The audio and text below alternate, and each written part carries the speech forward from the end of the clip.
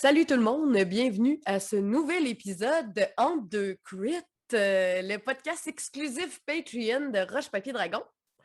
Là, vous devez vous dire, ouais, mais je suis en train de vous regarder sur YouTube, c'est très bizarre tout ça. Eh bien, dans le fond, on a des entrevues, je t'ai pour dire exclusifs, mais on a des C'est entrevues. super C'est exclusif. super exclusif. Dans le fond, pour les prochaines semaines, j'entrevuse, j'interviews, je fais des entrevues avec les filles qui m'accompagnent dans l'aventure de Damsel dans le donjon. Et c'est des entrevues d'environ 45 minutes, mais si vous êtes sur YouTube en ce moment, ça va être un petit montage. Puis si vous voulez avoir accès à tout, eh bien, il faut vous abonner à notre Patreon. Donc voilà. Et sans plus tarder, parce que là, je suis un peu pas polie, j'ai tout parlé, j'ai dit mon laïus au complet, puis j'ai pas présenté Pascal. On a Pascal Saint-Onge avec nous. Wouh! Salut, Salut! salut. Ça va bien? Ça va, toi? Oui, ça va bien. Euh, Dans le fond, tu es là parce que tu fais partie de la nouvelle campagne de Roche Papier Dragon, Eh oui, qui est pleine de filles. qui est pleine de filles, puis qui est pleine de beaux moments, puis je suis vraiment excitée.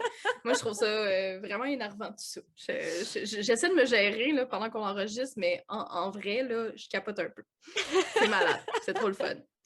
Puis, Pascal, c'est qui, toi? T'es qui, toi? Ben, écoute, je suis une bonne amie à toi, je t'apportais Ben, quelque chose. tabarnouche, je savais pas. On se connaît? On se connaît? On se connaît-tu? On se connaît-tu? Ben oui, mais moi, je travaille dans le milieu du théâtre, là, principalement. J'écris pour le théâtre et pour l'opéra. Je joue parfois dans mes shows. Je suis une fille qui tripe à faire vraiment... d'être à peu près là où on m'attend pas, d'aider des artistes aussi, d'accompagner. Ouais, je fais plein de choses dans ce domaine-là. Puis, pour être sûr de payer le loyer, je vends des jeux de société aussi. C'est important, des fois, de temps en temps, de Fait que t'es juste une comme grosse nerd. une grosse nerd. Ouais. Mais ça a toujours été drôle parce que j'ai fait un parcours d'abord, tu sais, comme interprète, tu sais, dans mes études, puis on me disait tout le temps que j'étais vraiment trop intellectuelle pour être interprète. Puis quand ben, je me suis dirigée vraiment plus vers l'écriture, l'analyse de texte, puis tout ça, ben là, j'étais ben trop intense, j'étais ben trop artiste pour être une intellectuelle. Fait que ça définit bien ma vie, je pense. Je suis comme, mais laissez-moi juste être, j'ai du fun, je suis bien, là. Puis, Damsel dans le donjon, ce n'est pas ta première expérience de jeu de rôle. Comment ça a commencé? Ce qui est drôle quand même, c'est que je pense qu'il y a une seule partie, une seule campagne dans toute ma vie qui n'a pas été avec toi. Déjà, Ah! on peut nommer ça. On peut nommer ça comme. Je pense que la raison pour laquelle. Oui, en effet, je suis une fille de jeux de société au départ. Moi, c'est ça mon plaisir. Depuis que je suis toute petite, j'habitais toute seule avec ma mère, puis quand on soupait, on avait un jeu de société à côté. Bon, c'était pas palpitant, là, c'était 1000 bornes la majorité du temps parce que ça se gérait bien en deux Faut bien bouchées de commencer quelque spaghettes, part, là. hein? Y a pas de honte. Non, c'est ça, c'est ça. Mais ça a beaucoup commencé là. Fait que pour moi, il y a quelque chose d'incroyable d'être juste assis autour d'une table ensemble, puis qu'il y a juste ça qui existe. J'aime les mécaniques, j'aime réfléchir à des stratégies. J'ai toujours été de ce type-là. Puis, euh, ben, les jeux de rôle, je connaissais pas tant ça, mais j'étais tout le temps super intéressée. Ça arrive pour plein de choses dans ma vie. Je suis comme, ah, j'ai vraiment un intérêt, mais j'ai pas d'occasion d'essayer, tu sais. Puis c'est toi qui m'a finalement convaincue, tu sais, d'aller essayer. Puis j'étais comme, OK, parfait. Je vais essayer de pas être complètement désorientée par tout le système. Puis finalement, ben, tu sais, je pense que c'est ça avec un jeu, avec un Donjon Dragon, c'est que ça dépend toujours de la gang avec qui t'es, Ouais. finalement, tu sais, parce que la gang avec qui t'es, elle va super bien, la majorité du temps, c'est super bien, ben, du moins, je vous le souhaite que ce soit bienveillant.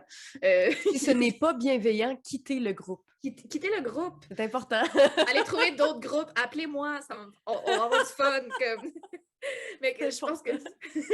Mais c'est ça, mais je pense que quand tu trouves cette gang-là, oui, OK, ça leur dérangera pas qu'on arrête en plein milieu d'un combat parce que c'est la première fois que je joue un artificier puis que j'ai aucune calice d'idée par où commencer. Tu sais, ça va. On peut-tu sacrer sur ce On peut podcast-là? sacrer. J'étais pour te C'est bon. dire, ne crains pas. Ne crains pas, j'ai craint, hein, t'as vu? C'est ça, tu sais, je pense que ça a été beaucoup ça. Moi, c'est ça. Ça reste une histoire de rencontre avec qui j'ai envie de passer du temps. Puis bon, je suis une fille qui écrit des histoires dans la vie, fait que c'est sûr que j'ai du fun à participer à des histoires au final, tu sais. Il y a quelque chose qui est presque... c'est presque une gymnastique pour moi, tu sais, ça garde mon muscle créatif actif, tu sais. C'est quoi, toi, ton expérience en tant que fille qui est dans un milieu de gamer, autant que ce soit jeux de société, jeux de rôle, jeux vidéo, etc., etc., là? Ben, je pense que j'ai eu de tout, tu sais, j'ai eu autant des groupes dans lesquels, tu sais, je me suis jamais même posé la question, autant que j'ai eu des groupes dans lesquels je me disais carrément, oh, je suis en train de vivre du sexisme ordinaire en ce moment. Puis c'est vraiment rushant, notamment dans des campagnes de donjons où est-ce que je suis comme, OK, pour vrai, comme si mon personnage crève, je reste pas parce que j'ai l'impression qu'il faut que je fasse de l'éducation en même temps de comment intégrer une fille dans un groupe de D&D. Puis je suis comme, ben voyons donc, tu sais, c'est pas si compliqué que ça, mais tu sais, de faire... de pas laisser de la place pour exprimer des idées ou que je l'exprime et que finalement elle est récupérée par quelqu'un d'autre alors que moi on m'avait dit que bon non on fait pas ça.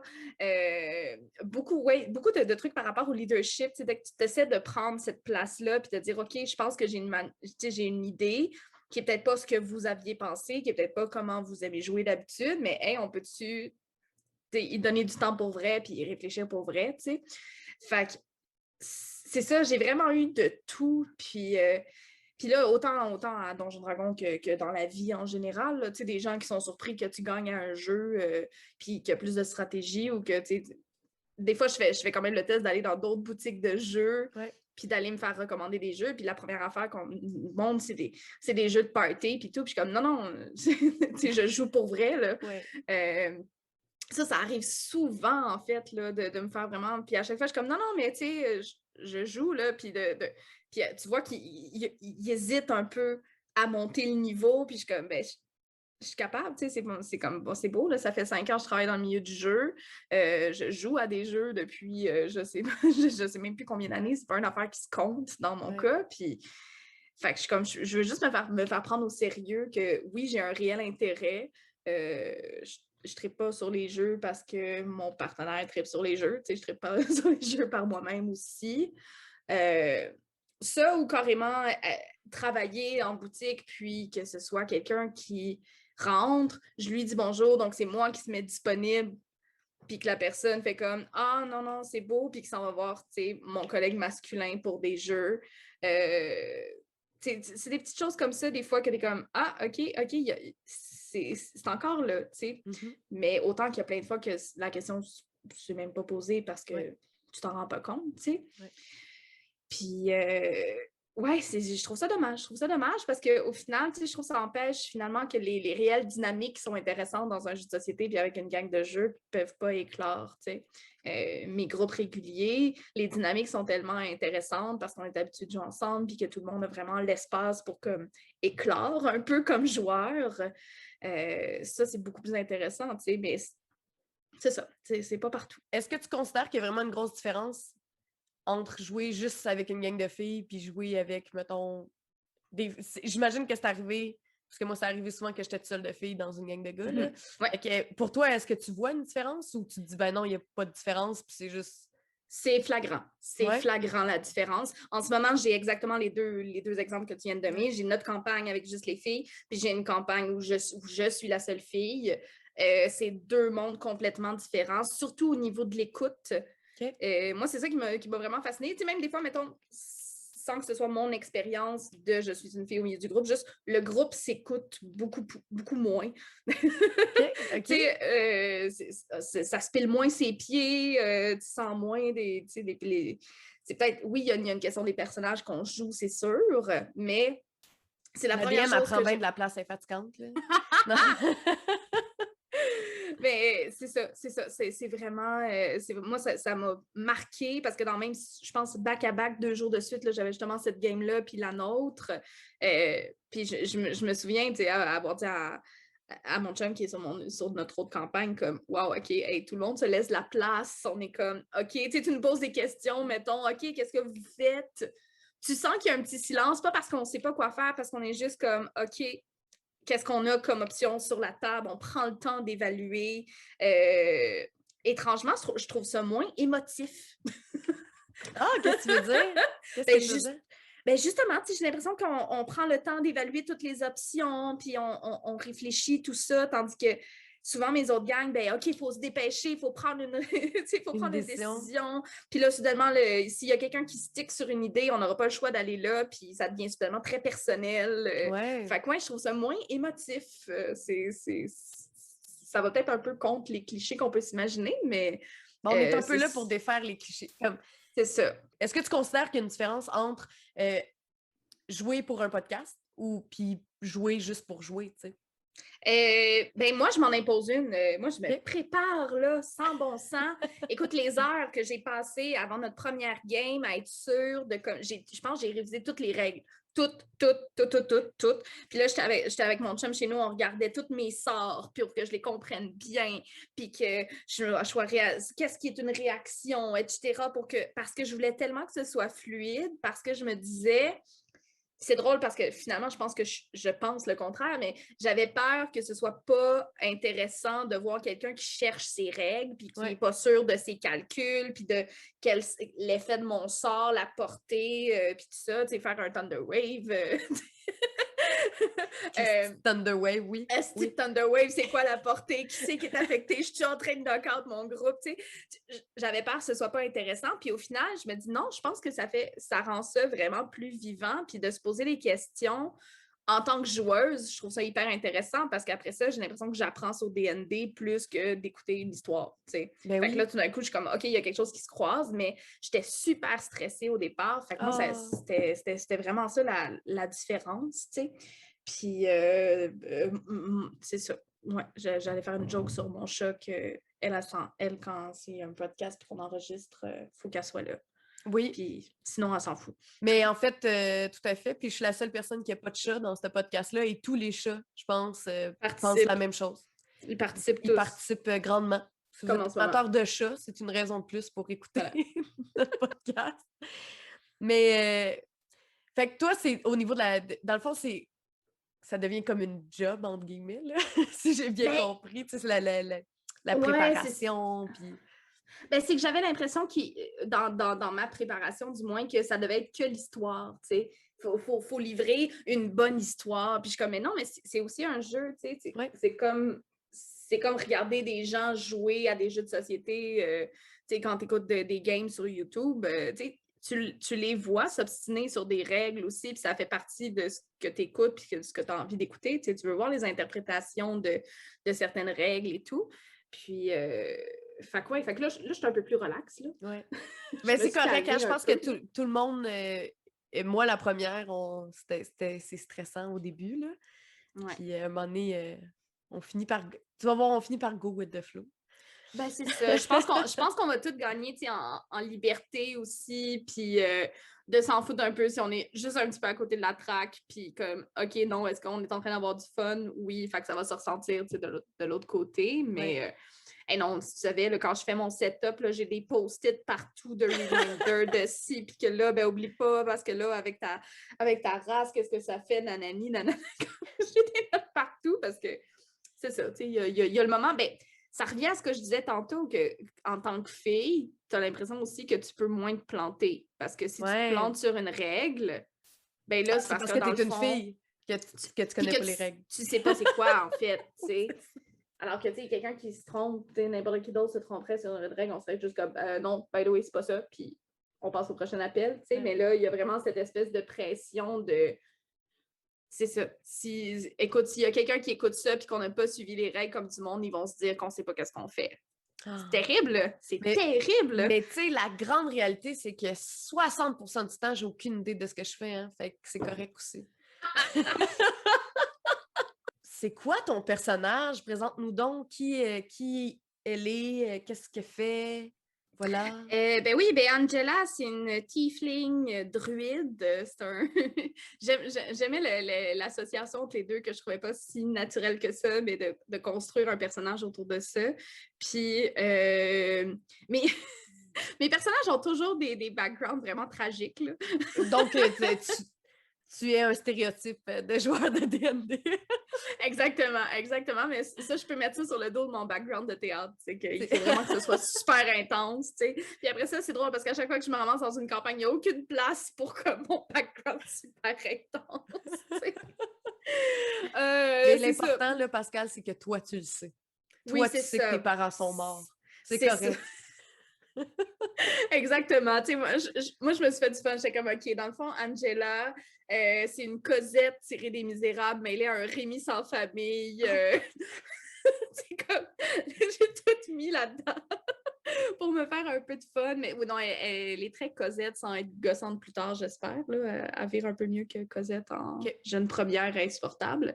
Mais c'est ça, c'est cet enfant-là abandonné et probablement, puis qu'on lui a dit toute sa vie que c'était à cause de ses racines infernales, finalement, puis qu'il a servi comme servante dans une auberge, puis elle a sacré son camp, elle s'est enfuie pendant son adolescence, puis là, au moment où est-ce qu'on commence la campagne, ça fait 1 an qu'elle est partie. Elle a trouvé son ours polaire, son petit cub, qui était finalement collé contre le corps de sa mère décédée aussi. Barnouche, c'est bien non, tout ça. je l'ai dit, là, j'ai beurré épais, là. Mais non, mais attends, là, Angela, elle porte la fourrure de la mère ours polaire. C'est pour ça que le cub, il est comme, il bande ça déjà en plus, mais là, je fais juste, c'est vrai. Ah non, j'ai beurré épais, là. J'ai beurré épais. J'aime ça quand c'est tragique. Je suis comme, oh my God, c'est tellement intense. Fait qu'on dirait que comme le personnage, il n'y a rien à perdre. Puis c'est là que le personnage, il fonce. Il est comme, je ne regarde pas en arrière. Puis là, je suis comme, parfait, ben excellent. Puis il est un peu en mode, tu sais, Angela est en mode vraiment table rase. Puis pour toi, est-ce que ça change quelque chose? Ben, premièrement, vous connaissez, comme, vous êtes tous mes amis à moi, mais vous ne connaissez pas tous nécessairement, ou en tout cas, vous n'aviez pas tous déjà joué ensemble. Ouais, comment tu as trouvé cette énergie-là? Est-ce que c'est... Parce que d'habitude, quand tu joues, j'imagine que tu joues avec des gens que tu connais un peu plus ou pas vraiment? Ou... un peu des deux. Tu sais, j'embarque autant sur des campagnes des fois que c'est comme, hey, OK, on a besoin d'un joueur pour quelque temps parce qu'on a quelqu'un qui est parti. Puis, tu sais, je suis pas regardante là-dessus. Mais, tu sais, Mireille Morgandy, on se connaît. Tu sais, on se connaît, puis c'est des gens que. Tu sais, le genre de personnes que tu rencontres dans la vie, puis t'es comme, hey, ce serait vraiment le fun de passer plus de temps avec ces gens-là, mais la vie arrive, là. Je pense que Mireille Morgandy, c'est exactement ces personnes-là. Fait que pour moi, c'était juste du bonbon. Puis Marie, ben, c'est le bonheur de la découvrir aussi, puis de voir comment elle va se fondre au groupe, justement, parce que les 3 autres, on se connaissait déjà. Ouais. On a déjà des liens.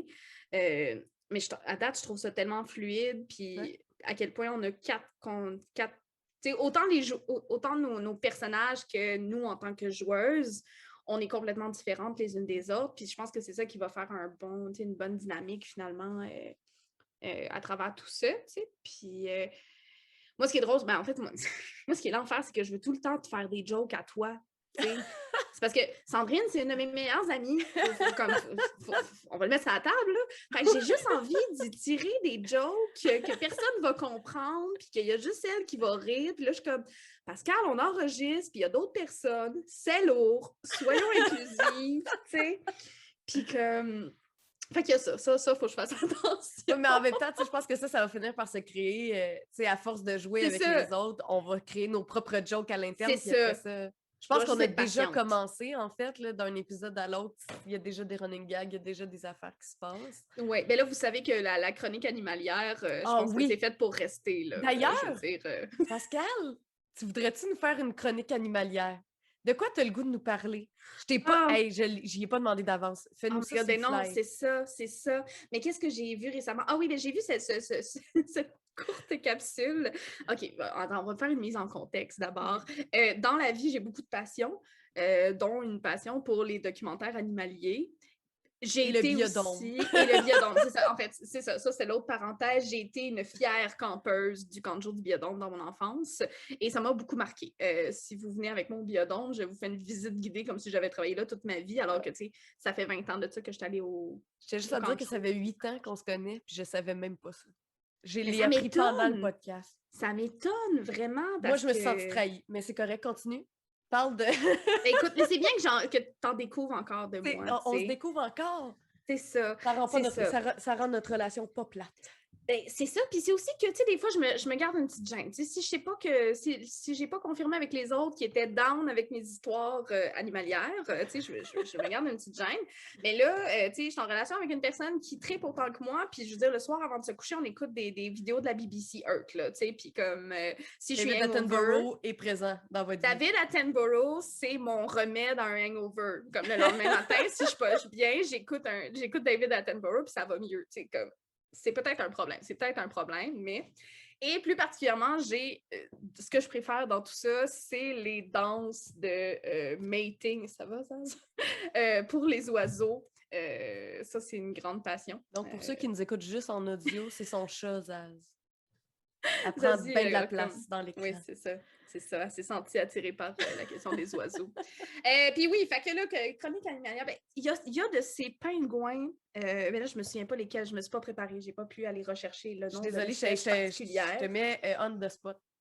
Qui, écoute, je suis pas sortable, Ces pingouins-là, quand ils chient, Ah, ça t'as le droit de sacrer, mais t'as pas le droit de dire le mot chi dans le podcast. Ah, bon, ben, quand ils font leurs besoins, D'accord.